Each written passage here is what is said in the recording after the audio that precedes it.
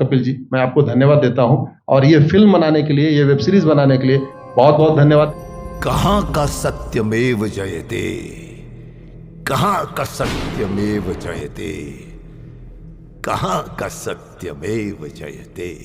Supreme court के जजेस, high court के जजेस जरूर इसको देखें और आत्मचिंतन करें कि भारत की न्याय प्रणाली कहां पहुंच गई है। भारत में टोटल 5 करोड़ केसेस तो वो हैं जो district court, high court, supreme court में है।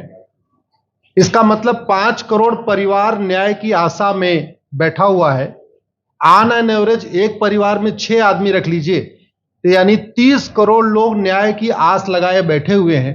30 करोड़ का मतलब एक अमेरिका, 30 करोड़ का मतलब 15 ऑस्ट्रेलिया, 30 करोड़ का मतलब 7 कनाडा, 30 करोड़ का मतलब 1.5 ब्राजील। इतने लोग भारत में न्याय की आस में बैठे हुए हैं। और ये 5 करोड़ केस तो वो हैं जो district court, high court, supreme court में है।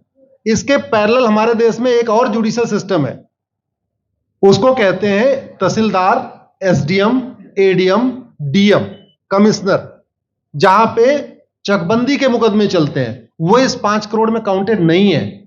जो तहसीलदार के यहां मुकदमा होता है, एसडीएम के यहां मुकदमा होता है, एडीएम के यहां होता है, डीएम के यहां होता है, चकबंदी अधिकारी जिसको सीओ कहते हैं, डीडीसी कहते हैं, एसओसी कहते हैं, वो इसके पैरेलल में है और 5 करोड़ मुकदमे वहां पे भी चल रहे हैं।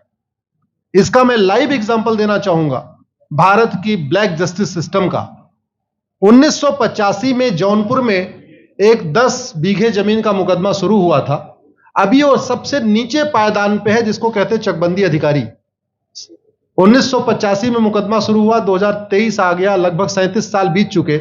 37 साल में यह नहीं तय हो पाया कि असली विल कौन सी है। 2 लोगों ने क्लेम किया, वो कह रहे हैं मुझे विल मिली है, वो कह रहे हैं मुझे विल मिली है। 37 साल में यह नहीं डिसाइड हो पाया असली विल किसकी है। अगर मान लीजिए आज डिसाइड हो जाए तो सीओ के बाद एसओसी, एसओसी के बाद डीडीसी, डीडीसी के बाद हाई कोर्ट, हाई कोर्ट के बाद सुप्रीम कोर्ट, यानी अभी 35 साल और लगेगा, 70 साल लगेगा। सेकंड जनरेशन मुकदमा लड़ रही है, ऑलरेडी सेकंड जनरेशन मुकदमा लड़ रही है और इसी स्पीड से काम हुआ तो मुझे लगता है थर्ड जनरेशन आके मुकदमा तब जाके सुप्रीम कोर्ट पहुंचेगा। दूसरा एग्जांपल, एक ग्लेरिंग एग्जांपल आपको देता हूं।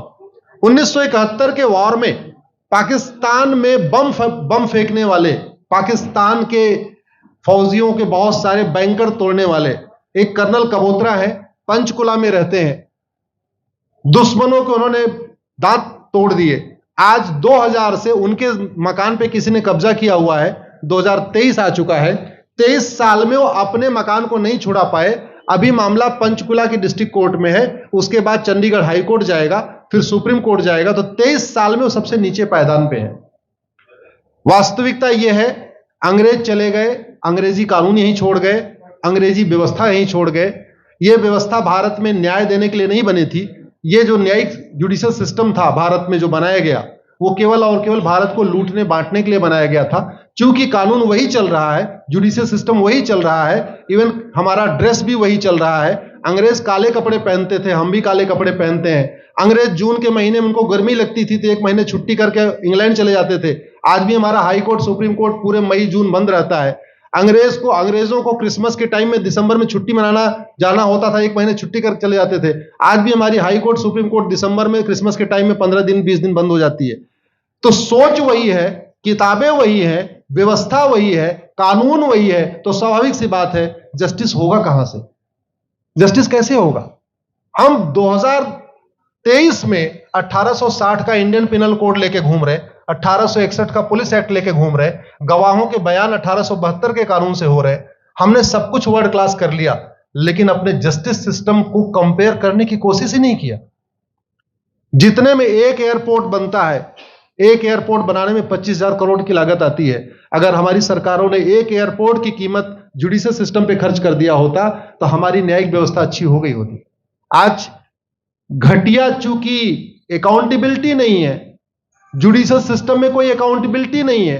किसी के साथ न्याय हो जाए, अन्याय हो जाए, कोई फर्क नहीं पड़ता। निर्दोष को जेल हो जाए, जज की कोई अकाउंटेबिलिटी नहीं। दोषी को बेल हो जाए, जज की कोई अकाउंटेबिलिटी नहीं। लाख लोग जेल में सड़ रहे हैं, लाखों धोखेबाज भ्रष्टाचारी बाहर घूम रहे हैं, मूल कारण है ब्लैक जस्टिस सिस्टम। आपने बहुत अच्छा आपने इस पे वेब सीरीज बनाया है और इस देश में world class airport, world class highway, world class shopping mall, सब कुछ वर्ल्ड क्लास बना लिया। इनफैक्ट अपना मोबाइल का डेटा सुरक्षित रखने के लिए हमारे सांसद, विधायक, जज आईफोन भी यूज करते हैं।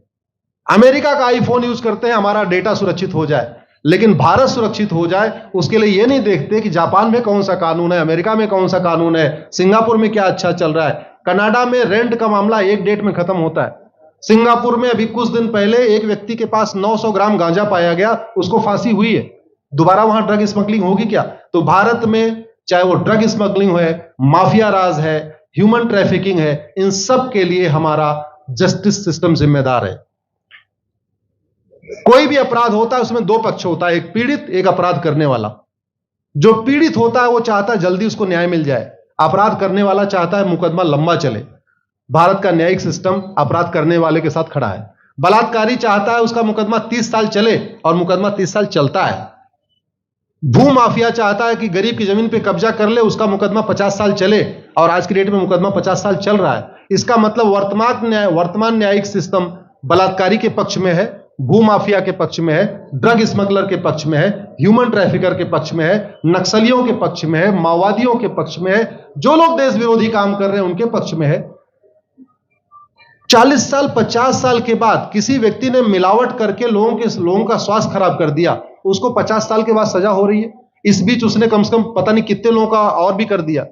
तो ये जो जस्टिस सिस्टम होता है दवा की तरीके काम करता है। जैसे दवा अच्छी होती है बीमारी तुरंत ठीक हो जाती है, अगर दवा घटिया होती है तो बीमारी बढ़ जाती है। दवा खाने के बाद शरीर एज इट इज नहीं रहता, या तो बीमारी ठीक होती है या तो बीमारी बढ़ती है। अगर कोई आदमी एक गांव में किसी के साथ कुछ गलत कर दे, उसको 6 महीने के अंदर सजा हो जाए, साल भर के अंदर हो जाए, दूसरा अपराध वहां नहीं होगा। लेकिन अगर उस व्यक्ति को पनिशमेंट नहीं मिला तो स्वाभाविक सी बात है उसने उसको और मोटिवेट कर दिया।